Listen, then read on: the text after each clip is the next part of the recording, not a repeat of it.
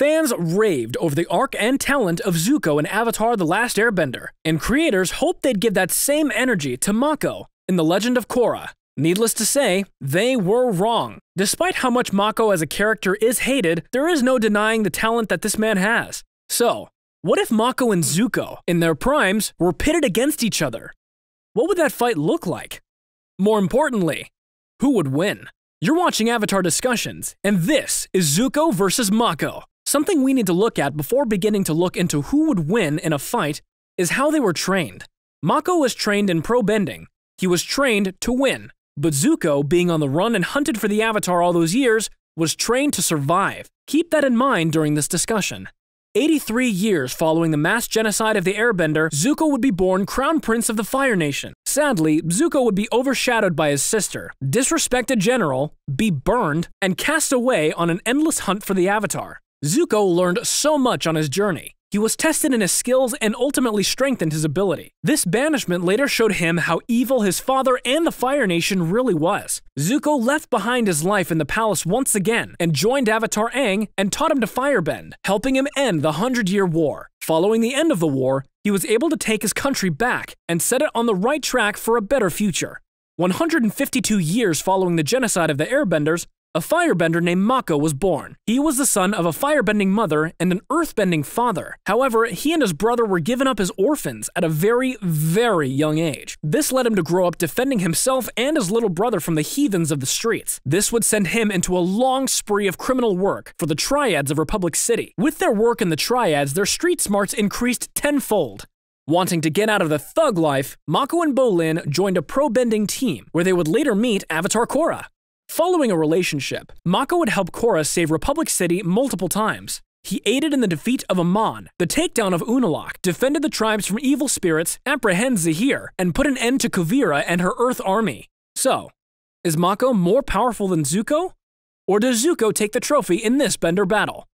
When Avatar: The Last Airbender started, Zuko had a great deal of firebending talent, but unlike his younger sister Azula, he was not a prodigy. His firebending was fueled by rage and the abuse he experienced from his abusive father, Fire Lord Ozai, making him fight in a very volatile and hot-headed manner. Zuko's uncle, Iroh, one of the most efficient firebenders, shows him how to implement the bending methods of airbenders, waterbenders, and earthbenders throughout the course of the series. Iroh also shows Zuko how lightning can be redirected. Aang and Zuko fly to the ancient Sun Warrior ruins to strengthen their firebending in Season 3 of Avatar: The Last Airbender. They learn an ancient technique of firebending there, called the Dancing Dragon. Zuko's firebending has progressed a great deal by the end of Season 3, and he no longer needs rage to firebend. Mako is already a very talented firebender by the time viewers get to see him. He is a professional athlete in the first season of The Legend of Korra, and has a pro-bending team with his earthbending partner and brother, Bolin. The firebending abilities of Mako are obvious, and he is strong, accurate, and capable of producing lightning, which is not something every firebender can do. Mako is able to momentarily defeat the main villain Amon in Season 1 of The Legend of Korra. When Amon catches up, he says no bender has been able to do that before, and that it's a shame to take away Mako's bending. Korra and Team Avatar face a variety of formidable antagonists in the season. Now, before we decide who the better bender is, we want to take a quick look at the two best fights in their respective series. Zuko's best fight, at least in our opinion, no doubt goes to the Agni Kai he dueled with his sister Azula in the series finale. The two were caught in a stalemate for a while due to Sozin's comet raising their firebending to amazing heights, and Azula's near insanity. In her attacks, while Azula seemed desperate and frantic, Zuko remained attentive and calm. Azula ultimately attacked Katara. Zuko interfered, however, protecting Katara from the attack, but ended up injuring himself badly because of the passage of the lightning, which came dangerously close to his heart. Subsequently, Katara owned Azula and managed to chain her to a storm drain, defeating her successfully and assisting Zuko in claiming the title of Fire Lord.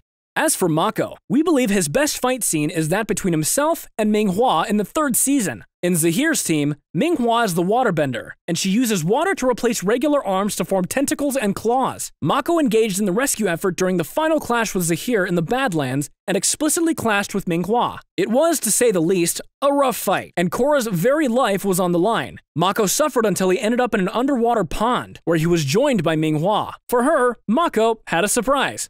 Lightning bending. He used the water from the pond to take Ming Hua by surprise, and he eventually zapped her into submission. So, who is it? Who is the most powerful bender? The answer is, well, it's complicated. If you were to ask an Avatar: The Last Airbender fan, they'd probably say that Zuko is stronger. And the same goes for Mako, if you were to ask a strictly Legend of Korra fan, and they'd say he was stronger. What makes the analogy complicated is the logic behind it. Mako is stronger than Zuko when it comes to talent, but when it comes to strength and preparation, Zuko comes out on top. Mako of Season 1 will most likely defeat Zuko of Season 1 in an Agni Kai. Zuko's firebending, however, improves in Avatar: The Last Airbender, while in The Legend of Korra, Mako's remains largely the same. In firebending, Mako is more naturally gifted than Zuko, but Zuko has the kind of experience that would give him an advantage during a fight, not to mention his swords too. So, who wins this Bender battle? That's up to you guys. Let us know in the comments below who you believe would win in an Agni Kai. Remember to leave a like to let us know you'd like more videos like this. And until next time, stay flamin'!